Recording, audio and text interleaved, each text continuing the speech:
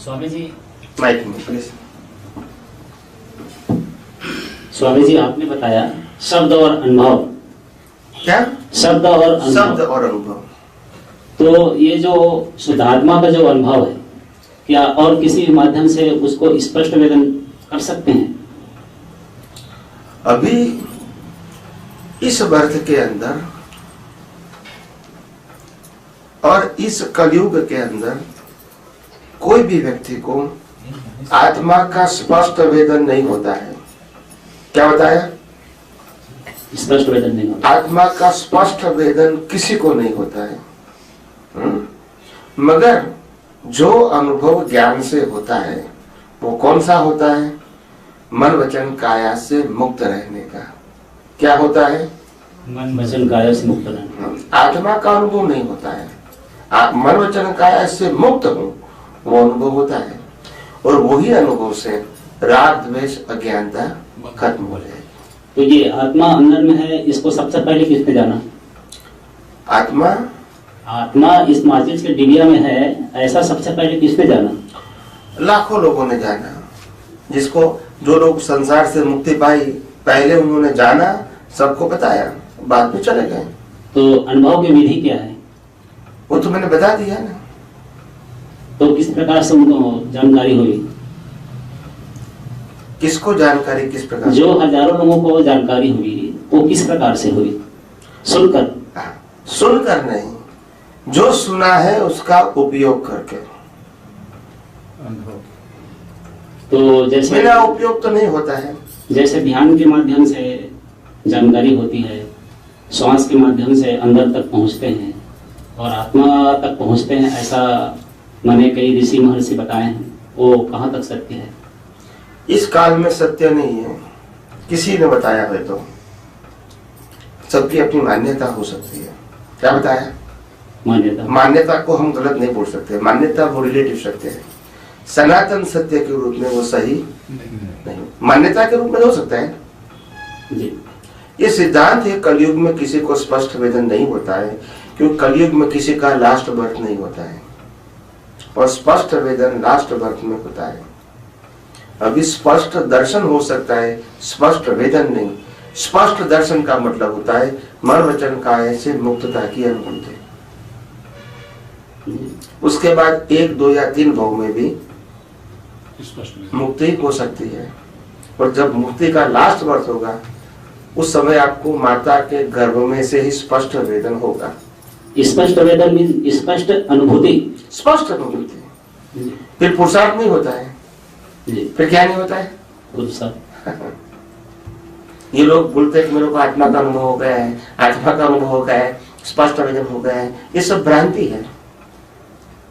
Reality में आवाज से बोल सकते हैं, वो सबकी अपनी अपनी मर्जी होती है। भ्रांति है। क्या है? ये सिद्धांत नहीं है, पॉसिबल ही नहीं है सिद्धांत के रूप में। श्रद्धा में तो कोई भी बोल सकता है। ये कहते हैं मेरे को राम की अनुभूति हो, कृष्ण की हो गई, महावीर की भी हो गई, बोल सकते हैं। हम कैसे मना कर सकते हैं? उसकी मान्यता है अपनी। मैं तो सिद्धांत क्या है वो बताता हूं। आज इस कलयुग के अंदर किसी भी व्यक्ति को स्पष्ट वेदन नहीं हो सकता है, क्योंकि लास्ट बर्थ नहीं है। क्या नहीं है? Last birth. बस लास्ट बर्थ में इससे उसका जन्म नहीं होना है, मोक्ष जाए। लास्ट बर्थ में आत्मा का अनुभव होगा तो उस बर्थ के अंदर प्रतिष्ठित आत्मा नहीं होता है, इसीलिए पुरुषार्थ नहीं होता है, कर्म बंध नहीं होता है। मगर जो कर्म लेके आए उसके भुगतान कंपलसरी है। जैसे कर्म खत्म होंगे आत्मा कहाँ जाएगा? मोक्ष में। तो कर्मचार तो करते नहीं है, तो करने वाला ही नहीं है। तो फिर क्योंकि स्पष्ट वेदन हो गया माता के गर्भ में से, फिर पुरुषार्थ जरूरत है नहीं है। तो लास्ट बर्थ में ही पॉसिबल है। क्या बताया? आज लोग कहेंगे कि मेरे को अनुभव होता है, तो हम कहेंगे आपके व्यू पॉइंट से बराबर है। क्या है? हम किसी को गलत साबित करने के लिए नहीं आए, मगर सिद्धांत ये है भाई। तो ऐसे माता के गर्भ में किसको हुआ है आज तक स्पष्ट वेदन? सबको, जिसका लास्ट बर्थ है। सब फॉर एग्जाम्पल बहुत सारे हैं। एग्जाम्पल किसको बताऊं? बहुत सारे में राम को भी हुआ, महावीर को भी हुआ। बाकी अननोन पर्सन तो बहुत आम आदमी होते हैं, उनका नाम कैसे बताएंगे? अर्जुन का भी हुआ ना, अर्जुन हम जिसको पॉपुलर वही बताएंगे ना। जी जी अनपॉपुलर तो करोड़ों की संख्या में होते हैं। वो नाम बताने से फायदा भी क्या होगा? मैं कहूंगा चंद्रलाल को होगा तो आप कैसे मानोगे, जानोगे कैसे? एग्जाम्पल देता हूँ, तो अननोन पर्सन का नाम भी बताऊंगा तो आप कैसे मानोगे? नहीं, ओनली फॉर एग्जांपल 1 और 2। वही तो मैंने बताया, राम को हो गया, महावीर को हो गया, अर्जुन को, ऐसे तो बहुत सारे हैं। जी जी हिस्टोरिकल एग्जाम्पल बहुत सारे हैं। जी। दादा भगवान को भी हुआ था शायद। दादा भगवान को अपने, मैंने पहले क्या बताया प्रिंसिपल, रिपीट कर दो आप। लास्ट बर्थ एक उनको बोलने दो ना, क्वेश्चन उनका है, उन्होंने सुना है, रिपीट करो अभी। मैंने तो पहले क्या बताया जी, जो लास्ट बर्थ होगा। नहीं, पहले लास्ट पर की बात छोड़ दो। आपने पहले ये प्रश्न किया कि दादा भगवान को हुआ था कि नहीं, उसके लिए मैंने आगे उत्तर दिया कि इस कलयुग में, बोलिए, मैंने शुरुआत किया, बोलो। इस कलयुग में किसी को संभव नहीं है। फिर नाम की जरूरत है? नहीं। जी जी, दादा भगवान इसी जी इस फिर नाम की जरूरत क्या है? आप कहोगे कि मगन भी को हुआ, छगन भी को हुआ, मगर नाम की जरूरत किसी को नहीं होता है, मतलब फिर नाम की जरूरत क्या है? जब मैंने कॉमन बात बता दिया तो पर्टिकुलर की जरूरत ही नहीं है ना। एक प्रिंसिपल बता दिया, क्या बता दिया? फिर आप व्यक्ति विशेष कहोगे और मैं बोलूंगा और यहाँ करूंगा तो कोई क्या कहेंगे, दादा भगवान को भी नहीं हुआ था, ऐसा बोलते वो, तो वो उल्टा समझते हैं। मेरा आंसर ऐसा नहीं है, मैं प्रिंसिपल कहना चाहता हूँ, मगर आप इंडिविजुअल को प्रश्न करोगे तो मैं क्या कहूंगा? सिद्धांत तो सबके लिए क्या होता है? एक ही होता है। फिर व्यक्ति विशेष नहीं होता, तो सिद्धांत है। लास्ट बर्थ में कि सबको केवल ज्ञान होता है और लास्ट बर्थ ही स्पष्ट वेदन होता है, पुरुषार्थ नहीं होता है। उसके पहले कोई भी बर्थ है सबको पुरुषार्थ होगा और स्पष्ट वेदन नहीं होगा। माइक लेकर बात। जय सच्चिदानंद महात्मा। जय सच्चिदानंद। ये जो कलयुग में क्या लास्ट बर्थ किसी का संभव ही नहीं है क्या? ये कलयुग की सीमा कब तक है महात्मा जी? कलयुग कब तक रहेगा ऐसा? वैसे कलयुग 21,000 साल का है। कितना? इसमें से 2600 करीब साल खत्म हो गए। कितना? 2600 approximate, not exact. Okay, exact तो गिनना पड़ेगा शास्त्रों के मुताबिक, मगर जो गुजराती संवत है इतने साल खत्म हो गए 21,000 में से। आप समझे ना? बाद में जितना बाकी रहा वो अभी कलयुग है। तो अभी तक 21,000 साल तक किसी को इसी क्षेत्र में केवल ज्ञान नहीं होगा, स्पष्ट वेदन नहीं होगा और मुक्ति भी इस क्षेत्र से नहीं होगी किसी की भी। उसमें फिर नाम की जरूरत फिर आप नहीं पूछोगे उसको हुआ कि नहीं हुआ। जब मैंने प्रिंसिपल बता दिया तो व्यक्ति विशेष की बात होता ही नहीं है किसी को भी। कोई कहेंगे कि मेरे को होता है तो ठीक है, उनके व्यू पॉइंट से करेक्ट है, हम इसमें नहीं जाना चाहते हैं। एक कुदरत का कानून सबके लिए क्या है? एक ही है। किसी को नहीं मानना है और किसी को बताना है चमत्कार के रूप में या अट्रैक्शन के रूप में, तो वो बोल सकते हैं, हम इसको मना नहीं करेंगे, ये उनका व्यू पॉइंट है। क्या है? हो सकता है, किसी का भी नहीं है। तभी कहते हैं ना, ये विज्ञान जो है, जो हम सनातन सत्य के रूप में बताते हैं, वो कहीं लोगों की भ्रांति को नष्ट कर देंगे। क्योंकि आज तक जो संसार में कितने सालों से धर्म और धर्मगुरु जो भी बात करते हैं वो व्यवहार सत्य की बात सनातन सत्य के रूप में करते थे। क्या बताया? व्यवहार सत्य की बात सनातन सत्य के रूप में करते थे, क्योंकि सनातन सत्य बताने वाला और कोई था नहीं। तो जो बताएंगे वही लोग मानेंगे ना, वही लोग मानेंगे ना।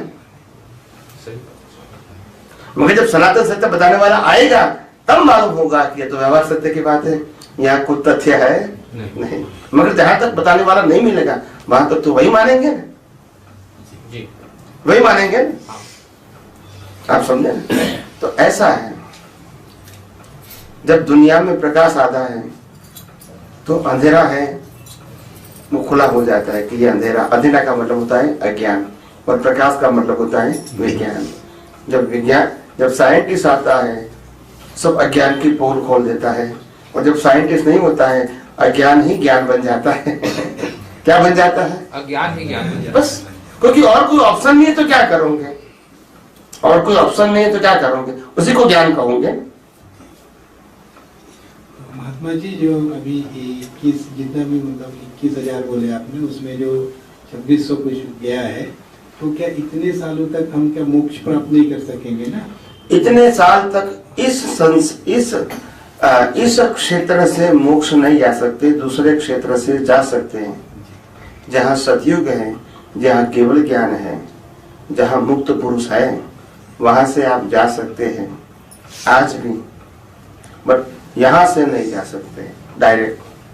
क्या बताया जी महात्मा जी? जैसे मेरे को अभी अहमदाबाद जाना है बाय फ्लाइट, तो डायरेक्ट जा सकता हूँ, नहीं, मगर वाया बम्बई जा सकते हैं। जा सकता हूँ।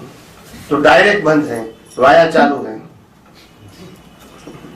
जी महात्मा। बस सिंपल आंसर है, उसमें कोई वो तोड़ जोड़ करने की जरूरत नहीं है। डायरेक्ट नहीं है, वाया है। स्वामी जी वाया कैसे जाएंगे उसको बताइए ना। यहाँ से यहाँ यहाँ महाविद्य क्षेत्र से जी, तो वहाँ के जाने के लिए क्या हमारा योग्यता होना चाहिए, क्या उसके लिए पुरुषार्थ कर सकते हैं? महाविद्य क्षेत्र जाने के लिए वहां सतयुग है, तो सतयुग के लायक आपके पहले कर्म होने चाहिए। सतयुग के लायक कर्म का मतलब होता है मन वचन काया की एकता। जो सोचते हैं, जो बोलते हैं, वही करेंगे। ऐसी अंदर भाव में एकता होनी चाहिए।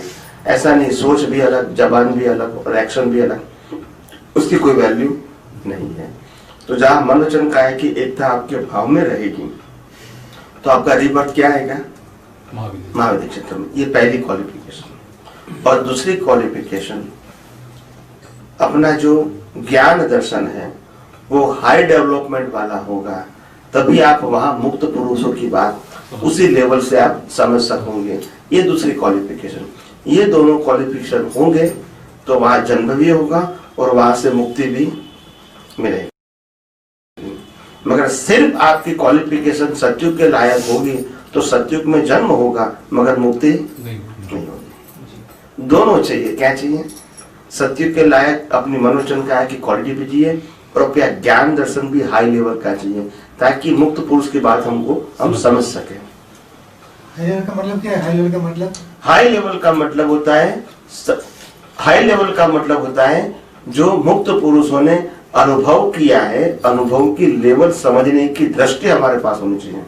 क्या होनी चाहिए? दृष्टि। उन्होंने जो ज्ञान दर्शन अनुभव किया है, ज्ञान दर्शन और चारित्र, वो समझने की क्षमता अगर हमारी नहीं होगी तो हम अपने अंदर शुद्ध ज्ञान शुद्ध दर्शन कैसे प्रकट कर सकते हैं, जब दृष्टि ही नहीं है तो? क्योंकि ये बाहर की बात तो है नहीं, ये दिखावे की तो बात नहीं। हम आंखों से देख सकते हैं, मगर बिना दृष्टि उनके अंदर जो अनुभव दशा है, इसको हम फिजिकली देख नहीं सकते। और इसीलिए जैन परिभाषा में लिखा है, बिना नयन पावे नहीं बिना नयन की बात। क्या बताया? बिना नयन पावे नहीं बिना नयन की बात। ये आंखों की बात, ये अंदर की दृष्टि की बात है। तो अंदर की दृष्टि होगी तभी आप उनकी अनुभव दशा को पहचान सकोगे और प्राप्त भी कर सकोगे। जब पहचानोगे ही नहीं तो प्राप्त करने का सवाल। तो सिर्फ सतयुग के लायक आपका मन वचन काया का कर्म होगा, इसीलिए मुक्ति नहीं होगी। जन्म होगा मगर मुक्ति नहीं होगी। तो ये समझने की बात है।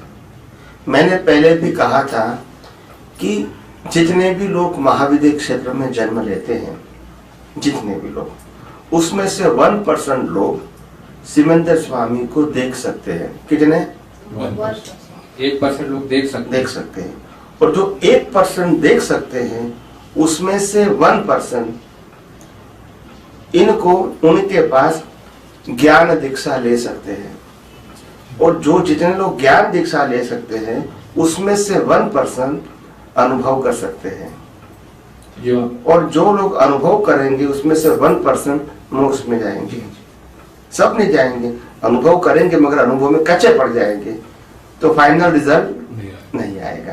तो ये कोई चमत्कार की बात नहीं है, ये जागृति की बात है, ये पुरुषार्थ की बात है, ये अवेयरनेस की बात है। यहाँ मुक्ति का मार्ग कोई चमत्कार नहीं है कि सर पे हाथ रख दिया और आपका हो गया, नहीं। संपूर्ण जागृति का मार्ग है। क्या है? संपूर्ण जागृति। वो व्यक्तिगत कैसे, तो ये चमत्कार नहीं है। मगर आज क्या है, दुनिया में हर धर्म श्रद्धा से चलता है। क्या है, कोई सिद्धांत की बात ही नहीं करते। और नहीं क्यों करते हैं, क्योंकि उसको मालूम भी नहीं है। जो शास्त्रों में लिखा है वही बात बताएंगे, और जो लिखा है उनके पास उनकी दृष्टि नहीं है, सिर्फ नॉलेज है। क्या है, सिर्फ क्या है, नॉलेज है। तो फिर क्या करेंगे? बाप और बेटे के बीच कितने साल का अंतर होता है अप्रोक्सीमेट? 25 साल। 25 साल का। तो 50 साल का बाप है और 25 साल का लड़का है। दोनों चाय पीने के लिए संडे के दिन सामने बैठा है टेबल के ऊपर, मगर बाप बेटे की बात नहीं समझता और बेटा क्यों नहीं समझता है? 25 साल जनरेशन जनरेशन गैप। 25 साल का बाप, 50 साल का बाप और 25 साल का लड़का दोनों जीवित हैं, मगर एक दूसरे को नहीं समझते। वही 50 साल का बाप 500,000 साल पहले छपी हुई किताब को समझने बैठा है। लड़के को नहीं समझ सकते, किताब को समझ जाएंगे। जो जिंदी नहीं है वो भी जिंदे को नहीं समझ सकते। तो ये आउट ऑफ सब्जेक्ट है। क्या है, समझ नहीं सकते लोग। मगर क्या करेंगे, अपने लेवल से वो समझेंगे कि हाँ बराबर है, मैं समझ गया। वो अपने हिसाब से बराबर है। जब सिद्धांत की बात समझेंगे तब मालूम होगा कि हमारी सोच सही नहीं है। अपनी बुद्धि के हिसाब से बराबर है, मगर वो एग्जैक्ट बात नहीं है।